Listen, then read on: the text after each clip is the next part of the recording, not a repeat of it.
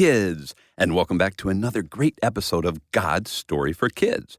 I'm your co-host, Henry. You can call me Hank. And I'm Sophisticated. Sophie for short. Hey, Sophie, I have a hilarious joke for you. All right, I love jokes. Let's hear it. Actually, I made a joke about clouds. You did? Yeah, it went over everyone's head. What did one raindrop say to another? I don't know. What? Two's company, three's a cloud. Oh. Why do clouds appear in different shapes and forms? Because of varying levels of atmospheric pressure? No, because they're in disguise. Get it? Get it, Sophie? Disguise. I'm hilarious. Also, I never knew how technologically advanced Moses was. Moses was technologically advanced? How? Yeah, he had the first tablet that could connect to the cloud. Oh, Hank, that's actually pretty funny. Because God gave Moses the 10 Commandments to write on stone tablets in a cloud. Good one. Can I tell you just one more? I saved the best for last. Why do I suddenly feel just a little bit nervous? Hank, is this joke appropriate? Nope. What does a cloud wear under his raincoat? I'm not sure I want... Thunderwear! Oh, man. You really know a lot of cloud jokes, Hank. Yeah, I love weather.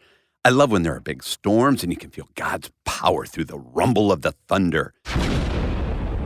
Or when the sun is shining on a clear day and you can feel the warmth of God's love on your face. And I think clouds are so cool. When I look up at the clouds, I think about how creative God is. He made each one uniquely. Hey, do you know what a cloud is made of, Sophie? I'm not exactly sure. Do you know, Hank? I do, but I thought maybe my friend Jerry Ann could tell us. She's a meteorologist, which means she's a weather expert. Jerry Ann, what can you tell our listeners about clouds? Have you ever looked up at the sky and thought, I wonder what that tells us about our weather?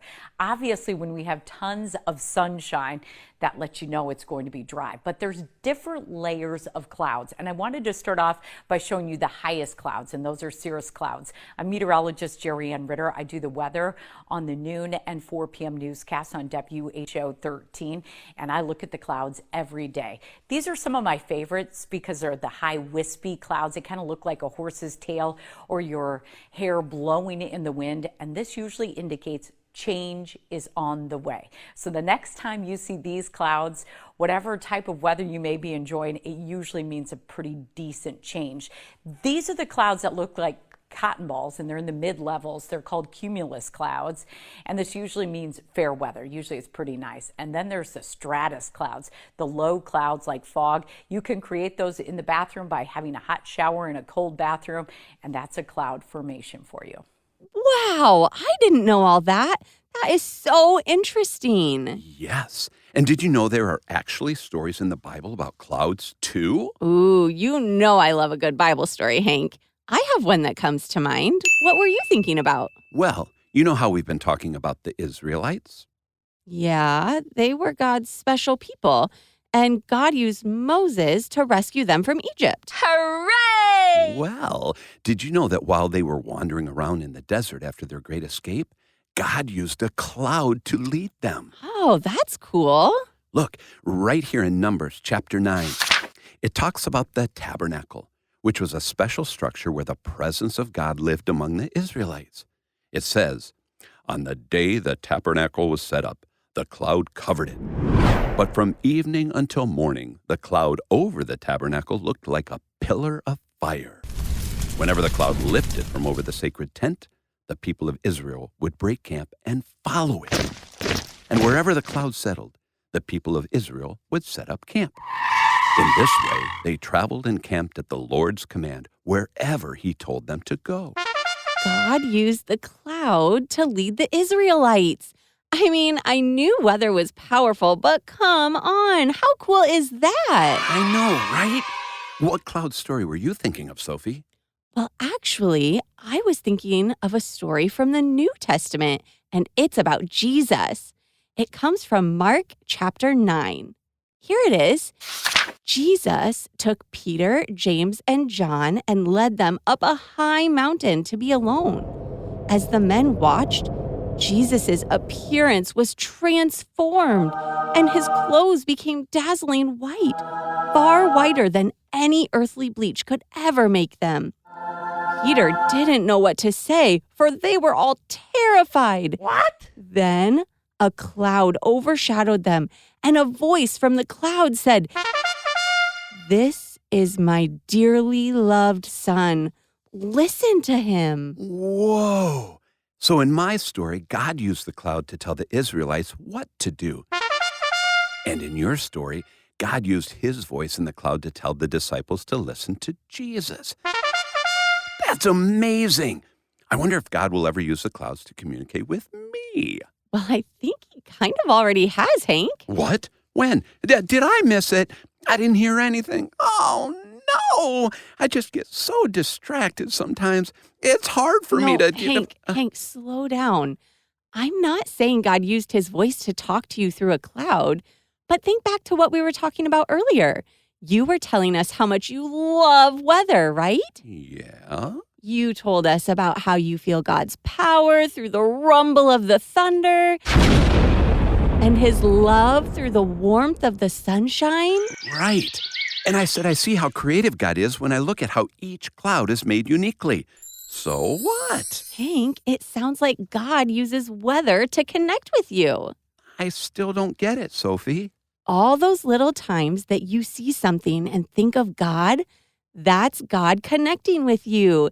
He finds ways to connect with all of us.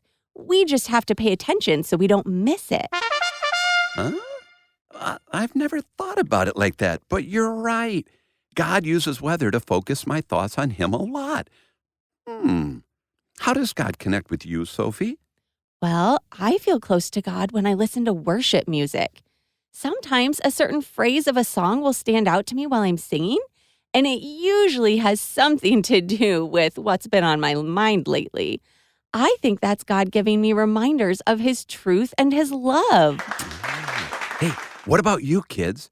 Have you ever felt like God was talking to you? When do you feel closest to him? My name is Finley, and I feel close to God when I'm at home reading the Bible. My name is Logan, and I feel close to God when I help people. My name is Cody, and I feel like I worship God a lot, and I feel like I love him so much. My name is Rooney, and I feel close to God when I'm praying.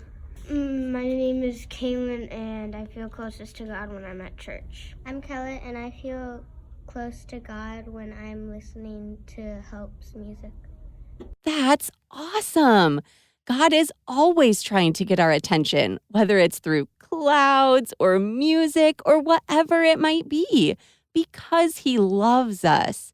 He wants us to focus our minds on him and connect with him throughout our day. And he'll use those moments to communicate with us, like he did with the Israelites and the disciples, and like he does for Sophie and for me. He'll do that for you too, kids. And that's where your story connects with God's story.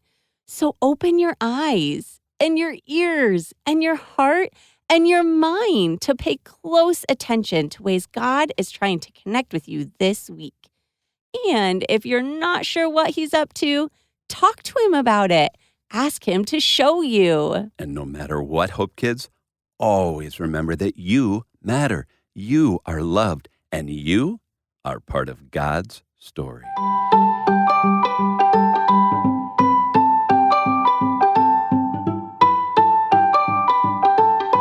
God's Story for Kids.